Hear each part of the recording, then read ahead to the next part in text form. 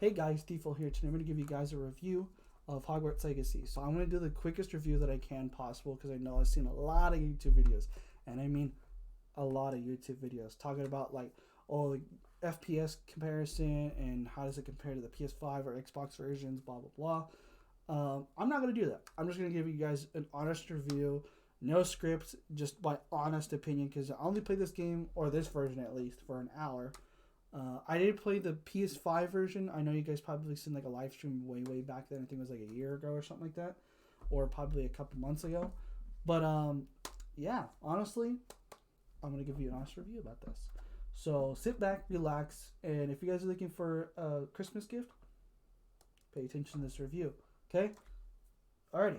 So we're gonna get started. So obviously, everybody's gonna be like, "Whoa, Hogwarts Legacy on the Switch." Trust me, I was the same way too when it got announced for the Switch, and I was like, "What? It's on the Switch?"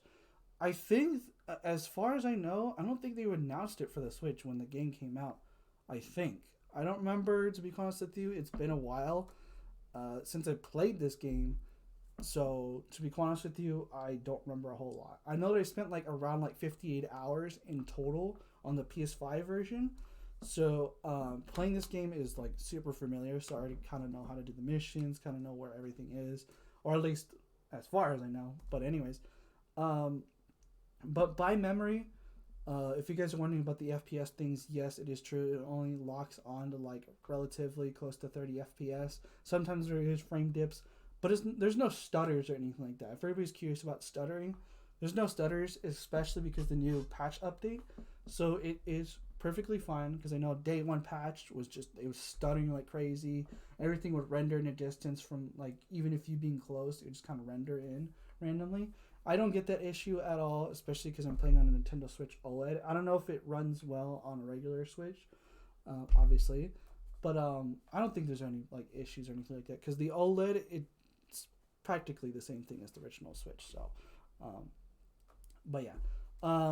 But is there any like sacrifices that you guys are curious about? Like is there any like loading times, anything like that? There is loading times a couple of times, especially when you go into classes. I hear that when you go into stores in Hogsmeade, sometimes when you get into like a story mission, sort of, it it sort of loads in. I guess if it make or it started.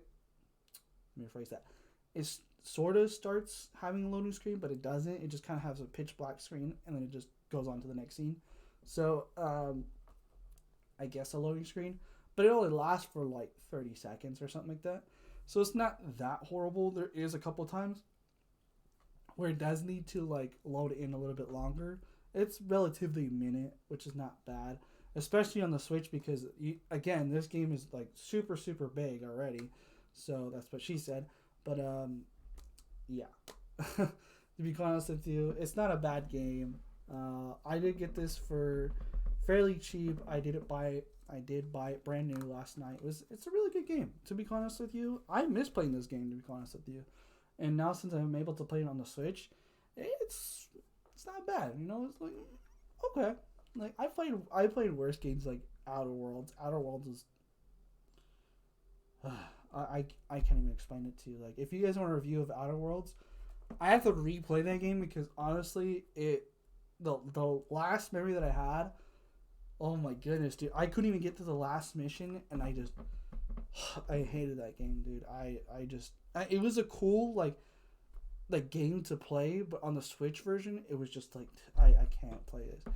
It's a really cool game. It's just the Switch version. It was just ugh, it was really bad. But playing this game, it's a big step forward for Nintendo. To be honest with you, especially for how big this game is, it's man. There of course there had to be sacrifices that had to be made for this game. If you guys played the other versions or seen gameplay of it, obviously there's some sacrifices that had to be made. But honestly, I don't mind it to be honest with you because it is playing on the Switch. So it's the Switch. Everybody's gonna be like, oh, but this should have been like 60 FPS at least. Blah blah blah. Honestly, if you're just playing the game just to play the game and have fun, I honestly recommend picking this up. If anybody just wants to play a game just to pick it up and just have fun, pick this up.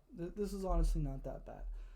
Especially for road trips and anything like that. I believe it's like around like a 60-hour game or something like that, an 80-hour game. I don't know. I only spent like 50 hours on PS5 version, so I'm probably gonna spend the same amount of time playing this game too because I loved this game. To be honest with you, I remember playing this game once I woke up, and pretty much all the way until I was falling asleep, pretty much. So yeah, not specifically this version, but the PS5 version. So I'm probably gonna have the same issue with this one because I love Hogwarts Legacy. It was a really good game. I know a lot of people are gonna say like, "Oh, what about the political thing?" Blah blah blah. So I'm not gonna get into that. But honestly, by ending this review, because this is the quickest review that I can do it, do I recommend this game for people that are trying to buy it on Switch, or do I recommend it at all? Yes, I do recommend this game. If, for one, if you have not played it at all, and the only console you have is the Switch, this is a great start game, and it'd probably be good for the the little ones. Relatively, I would say maybe like 10 years old, because I feel like younger than that, they're probably not gonna have attention span of this, because there is a lot of like sitting and waiting, and then you got to do like a couple of dodge attacks, etc. But other than that, if it's like a 10-year-old or like a teenager, I feel like if they're a really big Hogwarts fan or Harry Potter fan, so this is a good pickup, especially for like, I think it's like $60, I think. But I did get it on sale, so yeah. Not only that, I did pick this up at work. So yeah, I got it fairly cheap. So, yeah, no sponsor or anything like that. Just being 100% honest with you. No BSing or anything like that. Highly recommend that you pick up this game. I don't think it rated it, but it is like a 6.5 to be honest with you, because it's just Hogwarts. It's Hogwarts Legacy. Like, what else do you want? You do have some sacrifices in this version. Sorry,